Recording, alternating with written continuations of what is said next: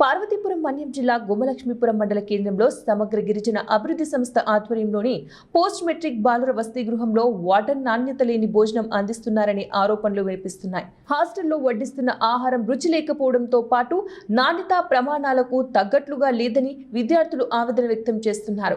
భోజనం తినలేక కొంతమంది విద్యార్థులు దాన్ని పశువులకు వేస్తున్న దృశ్యాలు కనిపించడంతో భోజన పరిస్థితి ఎలా ఉందో ఊహించుకోవచ్చు.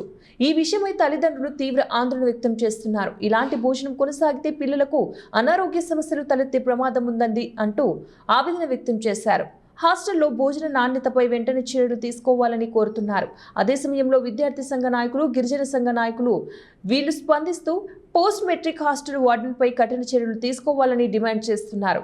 కార్యదర్శి ఏదైతే గుమ్మలక్ష్మీపురం మండల కేంద్రంలో ఉన్నటువంటి గిరిజన పోస్ట్ మెట్రిక్ బాయ్స్ హాస్టల్లో ఈ రోజు నాణ్యమైన భోజనం అందించడం వైఫల్యం జరిగింది.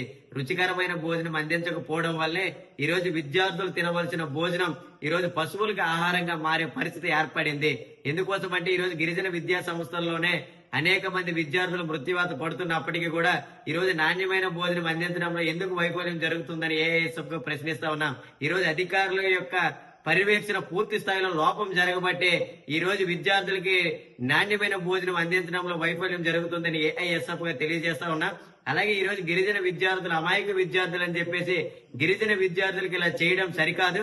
ఏదైతే గిరిజన పాఠశాలల్లో ఈ రోజు గిరిజన విద్యా సంస్థల్లో అలాగే ఏదైతే గిరిజన పోస్ట్ మెట్రిక్ బాయ్స్ హాస్టల్లో నాణ్యమైన భోజనం అందించకపోవడం వల్ల విద్యార్థులు తీవ్రమైన ఇబ్బందులు పడుతున్నారు.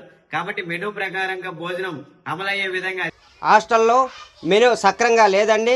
మెనూ ఈరోజు విద్యార్థులు భోజనం చేస్తే ఆ అన్నాన్ని రుచికరంగా లేకపోవడం వల్ల ఆ అన్నాన్ని పశువులు కూడా తినే పరిస్థితిలో లేవు.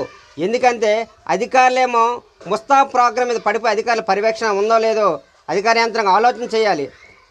మొత్తం అన్ని ఆశ్రమ పాఠశాలలో కూడా ఉన్న మెనూ సక్రంగా అమలు చేయండి. ముందు మెస్సార్జీలు పెంచాలి, మెనూ అమలు చేయాలి. అసలుగా సరస్వతి అనే వార్డెన్ మేడము అసలు ఉండదండి, అక్కడ హాస్టల్లోనే ఉండదు. ఆవిడ ఇంటికి వెళ్ళిపోద్ది. పిల్లలు భోజనం చేస్తారో లేదో కూడా తెలియదు, పర్యవేక్షణ లేకపోవడం వల్ల.